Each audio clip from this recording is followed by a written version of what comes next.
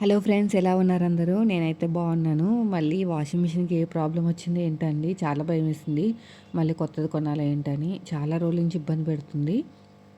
అసలు ఇందులోంచి వాటర్ బయటికి వెళ్ళవన్నమాట. అది చాలాసార్లు ట్రై చేసాను, రాలేదు. ఇంకా విసుకొచ్చి పక్కన పెట్టేసిన తర్వాత మళ్ళీ ఈవినింగ్ ట్రై చేస్తే అప్పుడు వచ్చింది. ఇదేంటంటే ప్రాబ్లం, మదర్ బోర్డ్ పోయింది. 2 సార్లు వేయించామండి. ఇక్కడి నుంచి వాటర్ రావాలన్నమాట. ఇలాగా చూసారు కదా, ఇలా వాటర్ రావాలి. రావట్లేదు, ఇందులోనే ఉండిపోయినాయి. ఇంకా చూసి ఒక అరగంట సేపు ఇంకా పక్కన పెట్టేశాను. ఇంకా టెక్నీషియన్ పిలవాలేమో, పిలిస్తే 2000 అవుతుంది. ఆల్రెడీ దీనికి 2 సార్లు పెట్టుబడి పెట్టాం. 11 సంవత్సరాలు అయింది కొని. పెళ్ళైన కొత్తలో కొన్నాము. 2 సార్లు రిపేర్లు వచ్చినాయి.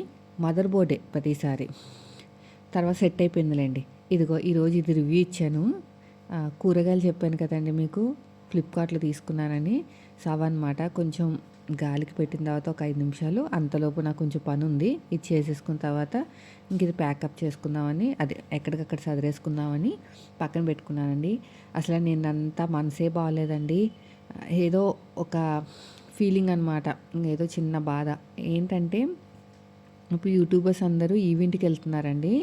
అంటే అప్పుడప్పుడు యూట్యూబర్స్కి మెయిల్ వస్తుంది అనమాట. ఈవెంట్ అవుతుంది, గ్యాదర్ అవ్వడానికి, ఏదైనా టిప్స్ చెప్పడానికి, ఇంకేదో ఒక రకంగా గ్యాదర్ అవ్వడానికి ఏవో ప్రోగ్రామ్స్ అరేంజ్ చేస్తారు.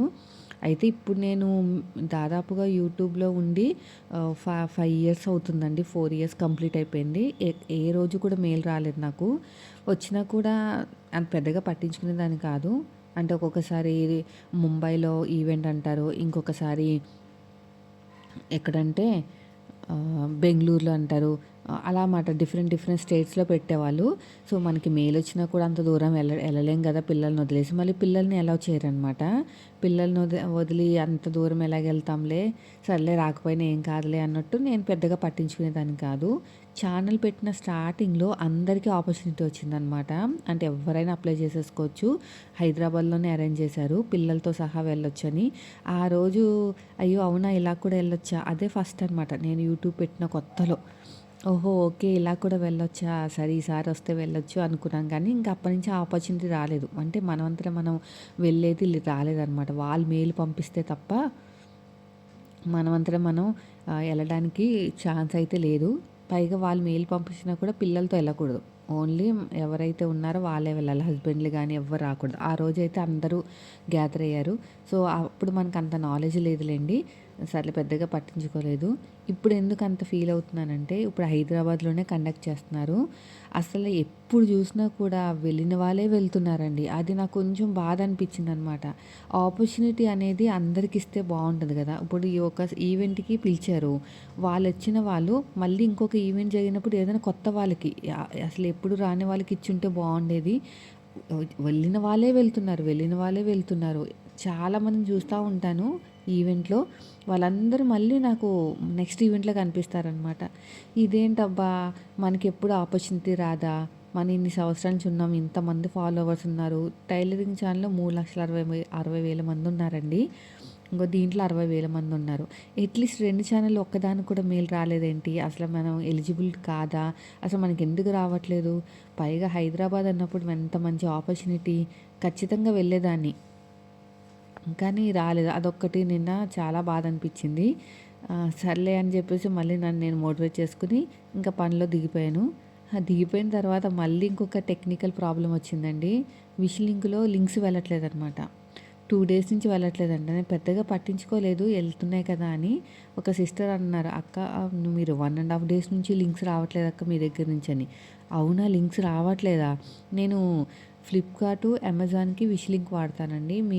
మీషో క్రియేటర్ క్లబ్ వాడతాననమాట. అసల ఎంత చిరాకు వచ్చేస్తుందంటే ఈ ఫీల్డ్‌లోకి వచ్చిన తర్వాత ఎందుకు వచ్చామా అనిపించేలా చేసేస్తుందండి. అసల లింక్స్ పోవు, టెక్నికల్ ప్రాబ్లమ్స్, అడిగిన రిప్లై రాదు తొందరగా. వీళ్ళేమోని లింక్స్ రావట్లేదు అంటారు, గ్రోత్ తగ్గిపోతుంది.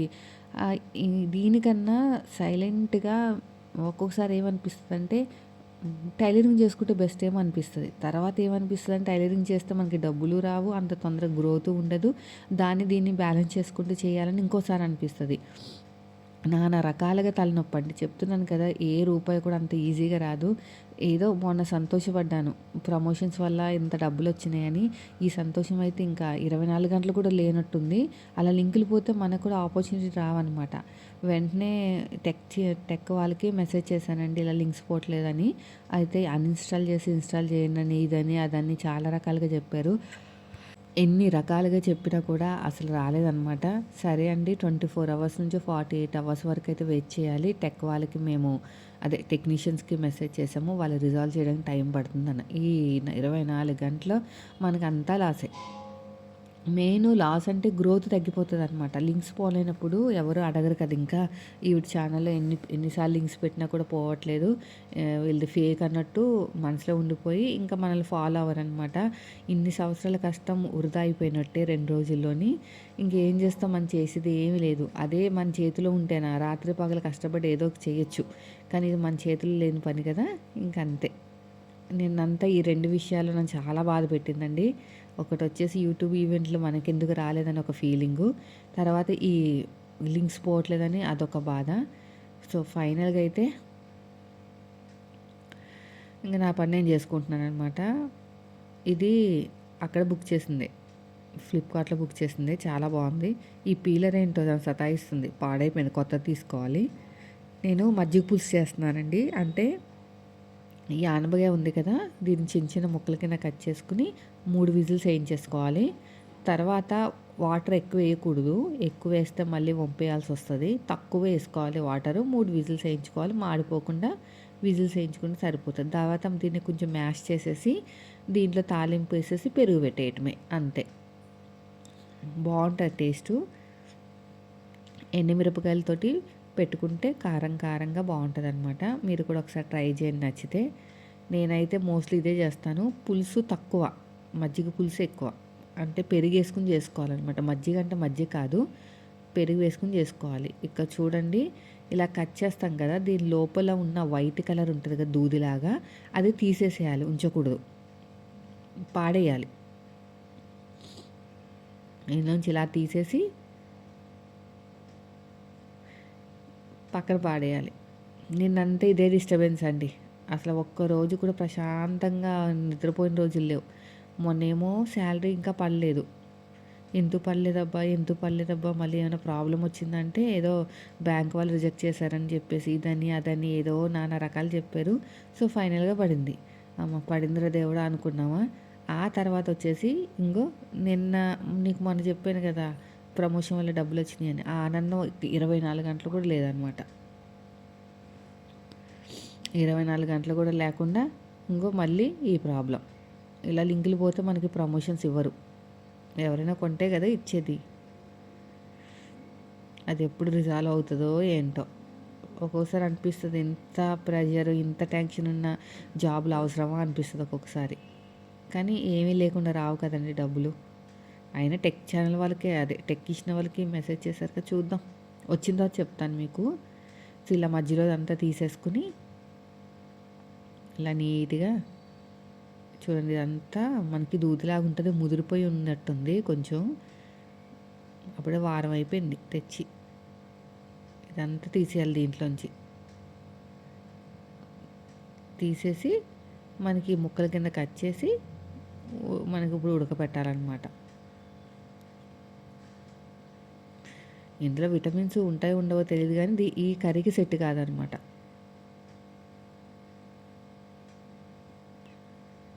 చిన్న చిన్న ముక్కల కింద కట్ చేసుకోవాలి. ఇది కొంచెం బాగాలేదు. చిన్న చిన్న ముక్కల కింద కట్ చేసుకుంటే టేస్ట్ బాగుంటుంది.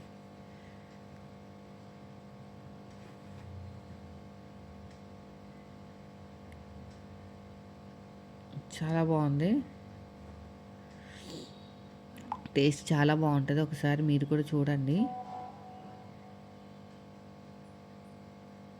చిన్న చిన్న ముక్కల కింద కట్ చేసుకోవాలి.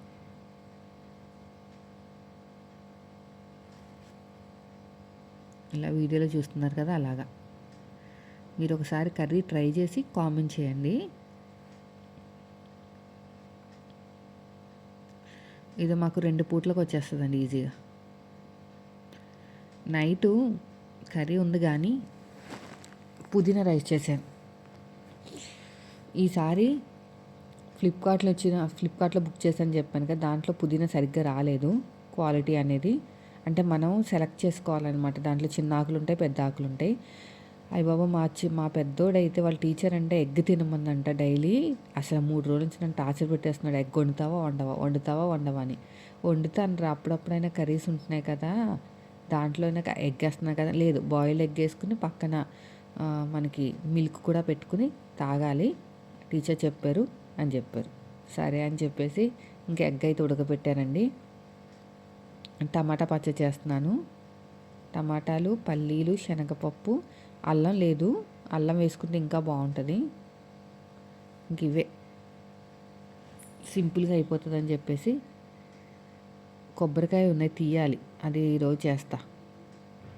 ఇడ్లీ పిండి 3 రోజులు, కరెక్ట్గా 3 రోజులు వచ్చిందండి ఒక గ్లాసులు వేస్తే. ఈసారి శనగపప్పుతో చేస్తున్నాను, శనగపప్పు కొంచెం పల్లీలు.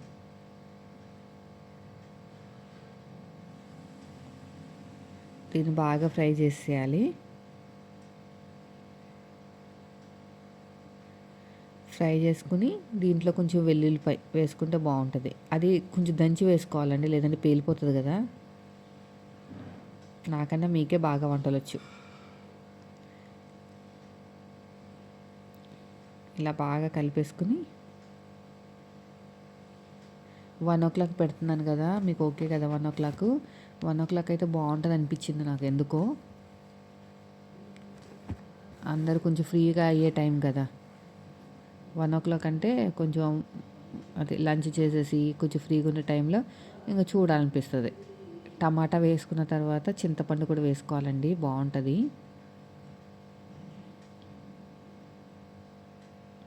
ఎప్పుడు అంతలా ఫీల్ అవ్వలేదు, కానీ ఈసారి కొంచెం ఫీల్ అవ్వాలి. అంటే వాళ్ళకి వచ్చింది మనకి రాలేదని కాదండి, నాకెందుకు రావట్లేదా అని.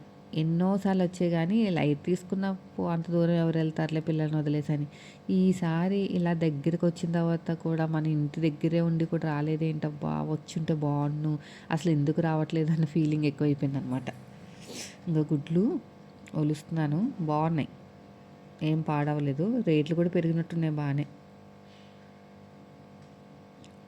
కొంచెం లైక్ చేసి హైప్ ఇస్తే బాగుంటుంది వీడియోకి, కొంచెం రీచ్ వచ్చి ఏదో ఎంతో కొంత నెలకు ఒక 2,000 3,000 వచ్చినా పర్లేదు. ఇప్పుడు 1,000 రూపాయలు కూడా రావట్లేదండి బాబా. మీరు ఎప్పుడైనా గమనించుకొని, లక్షల్లో వ్యూస్ వచ్చిన వాళ్ళకి 70,000 80,000 వస్తాయి, వేలలో వ్యూస్ వచ్చిన వాళ్ళకి 6,000 7,000 వస్తాయి. ఇప్పుడు నాకైతే మరీ దారుణం, 1.7K. దానికైతే ఇంకా చెప్పక్కర్లేదు.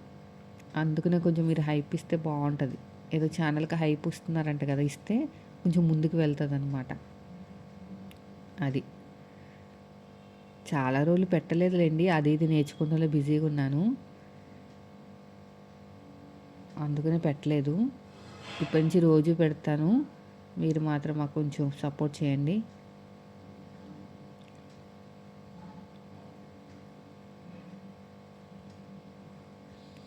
ఇదండి, ఇదిగో చూడండి, ఇలా మ్యాష్ చేసేయాలన్నమాట, తినేటప్పుడు బాగుంటుంది.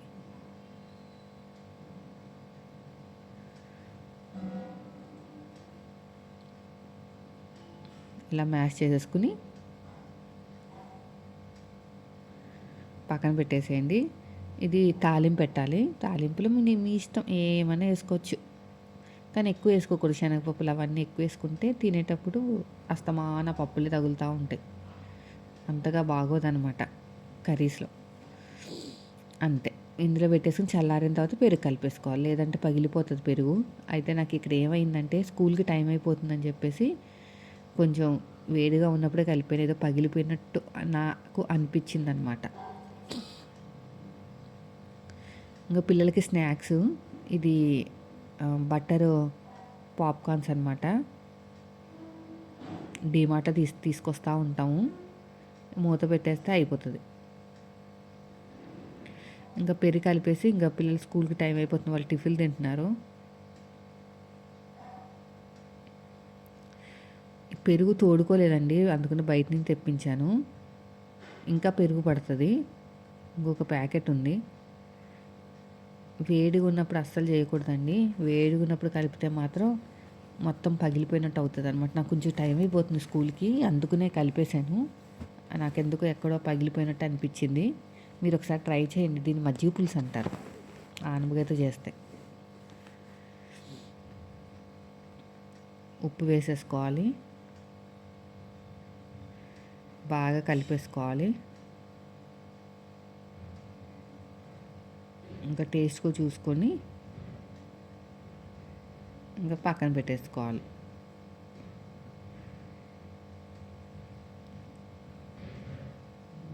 ఇదంతా బాగా ఇదండి ఈరోజు వీడియో. నచ్చితే ఖచ్చితంగా లైక్ చేయండి ఫ్రెండ్స్. మీరు మన ఛానల్ ఫస్ట్ టైం చూస్తే సబ్స్క్రైబ్ చేయండి. రేపు ఒక మంచి వీడియోతో కనిపిస్తాను. Thank you for watching.